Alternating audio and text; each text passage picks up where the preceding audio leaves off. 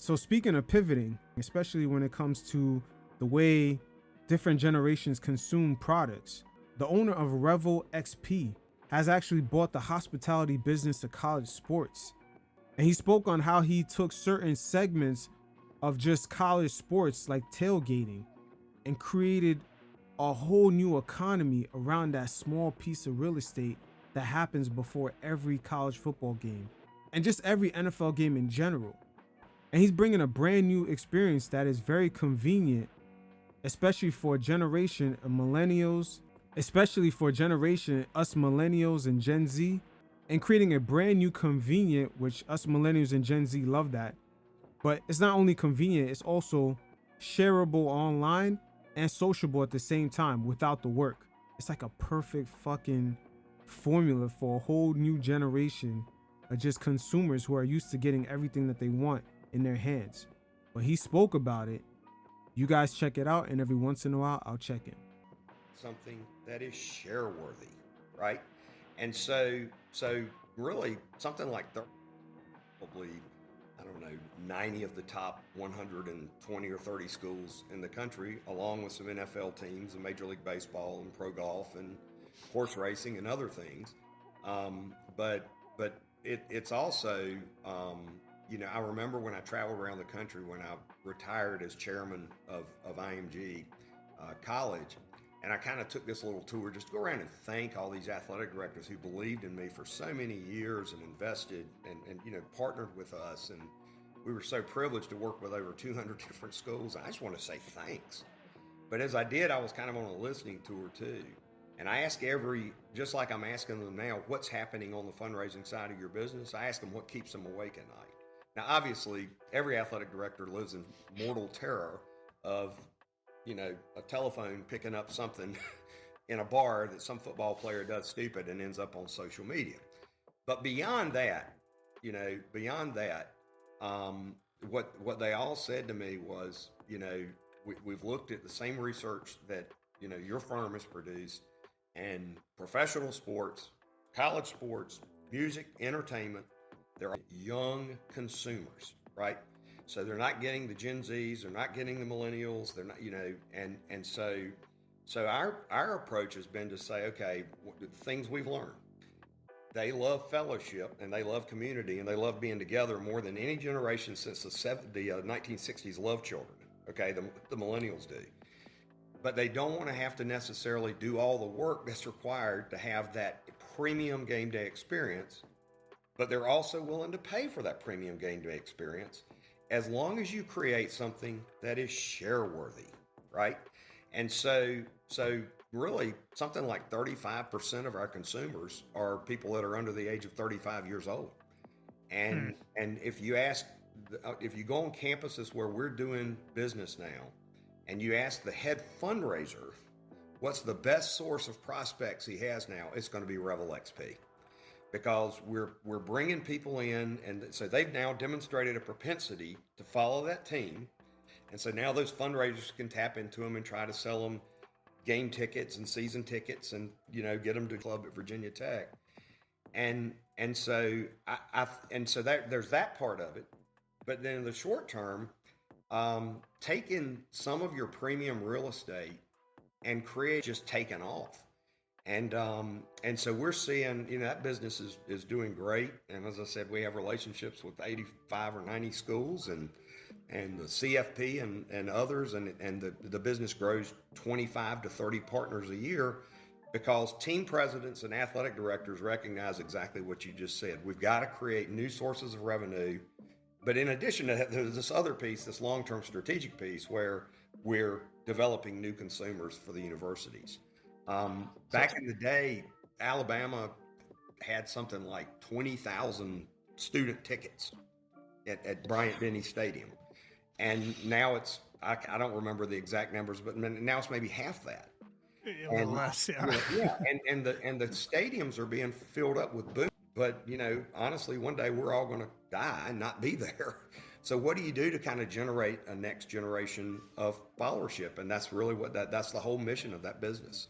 I just love the fact, Ben, that you talked about fans 35 and under, and that for the first time in a very long time on this podcast, Novi Williams is not in that demographic. Like, he's an old man now. I'm now in the upper half of the of that line. Yeah. So, could you, Ben, could you walk me through, just for folks like you, we use overarching terms like experiential and premium and all that. Can you give me an example? Give me a game day example at pick your school. Doesn't matter to me. Maybe something like a national champion like Syracuse. Oh, I'm sorry. That was my alma mater. Wishful thinking. I apologize. But can you walk me through? Shovel snow. Yeah, I'm sorry. Wait, Syracuse didn't win the national championship? My bad. Can you just walk me through an experience game day at, and I you know what? Everybody always goes to Alabama, and forget Michigan. They just had a lot of success. Give me another school and give me an example of that sort of front door to game to back home experience. What do I get for my money? Yeah, so I mean, it can be a myriad of things, but the largest part of our business is creating premium, essentially tailgate experiences at college football games for consumers, and so we've got a sales team that's in the field that's drumming up Legends events and a private concert with Cole Swindell, and then they sit in suites in the best seats in the stadium and have private clubs that are available only to those consumers. It really runs the gamut, but it's basically just saying literally no program in America is maximizing their real estate. And so our job is basically to come in and help them do that. And it's so bizarre to me in a professional world where your entertainment districts are so popular around the stadiums that it's all about real estate. Go ask Stan Kroenke. Mm-hmm. Go ask some of these other owners. It's all about real estate and how do they ring the look at Patriot Place. Mm-hmm. I tell the story of when I go up there with my son and we're going out. We're playing with a hockey team and we're trying to plan lunch. People would drive an extra 5 miles to go to the Olive Garden at Patriot Place because they get to look at an empty stadium. Right. It's insanity, but it sure does speak to the appeal and the power of the brand and the sport. Ben, when you hold on, Eben. Let Ben tell me how genius I am. Hold on a second. My God, Ben was going to praise me right there. I could tell. That's genius. Would you repeat that, Ben, one more time? Team, when you see the Packers and the tailgate scene is people drive in early with their own trucks and they bring out their own grill, do you just see that as a massive money lost opportunity for the NFL team? That instead of having people make it easier and therefore make money off it? So here's what I would say about it. Our research shows that that if you're 40 or 45 or older, you're still kind of married to that model, right? In many cases, and so. But the younger consumers, frankly, they want to show up and they want to have the experience ready-made for them, and it plays kind of right into the thesis. And so, once again, just like my earlier segment, the audience has been reconditioned. So the older generations, they're used to seeing tailgating, so they're already used to going with that effort, just going to the store, getting the steaks, getting the grill, getting the coal, setting up the tent, staying outside in the cold, getting the beers. They're used to that. The newer generation, they're sort of, I don't want to say softer or whatever, but they're just not going to do all that work. But they don't mind doing the tailgating, but they just rather have that experience brought to them.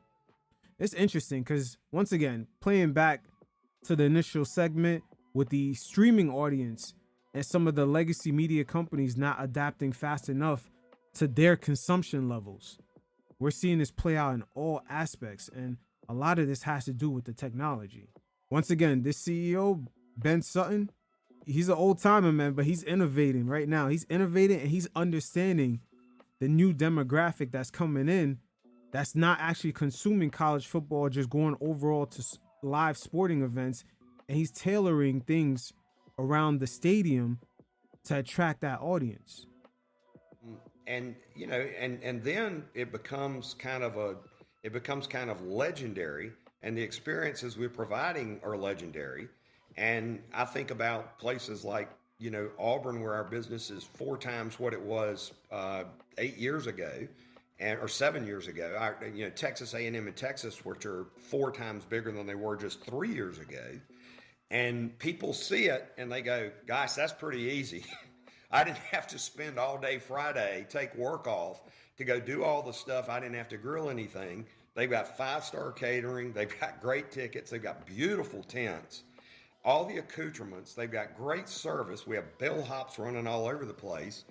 And it becomes, the experience becomes pretty legendary. So almost everywhere we go, not almost, every single place we go, people that for 20 years have tailgated on their own, we see movement from that group to come over and have the ready-made tailgate. And it's just, and I think, again, I understand why teams want to honor traditions, but I also don't understand when you look in your stadium and you're an NFL playoff team and it's the 16th game of the season and you have 48,000 people in the stadium in a 66,000 seat stadium. I don't process that. Yeah, trust me, the NFL is gonna get on it. They don't let a penny drop on the floor. They're gonna get on it. But this is an interesting business model. So even the older generations that have been seeing their fathers and just uncles tailgate and just going through the whole process of it, getting the steaks, getting the beers, even they're slowly transitioning to the heated tents with the Wi-Fi. Wow, that's real interesting. Because usually, once again, the psyche of just the human element of things, man, just the way we've seen things, it's hard for generations to actually pivot off of what they're used to seeing or just how they came up with things. Same thing, like you could see the generation that grew up with Coca-Cola and McDonald's when TV was black and white. They always, even at this current age, still gravitate to those products because those were some of the first things marketed to them. While a younger generation may view McDonald's and Coca-Cola as unhealthy, you have old people, especially in the South, man, in this country, like they'll go get themselves a big old Coke and, a Big Mac because they've been conditioned a certain way. But it's interesting because the service this guy is providing here is so fucking good that they're going to have those blue collared, take pride in being a tough motherfucker fans. If you see their tailgates, you could just go online and look at the viral videos. Those guys are on some World Wrestling Entertainment type shit when they do their tailgating. I'm not sure with rented tents and satellite TVs and all types of gadgets inside those tents, I don't think they could be as lit. But Sutton, he has a product right here.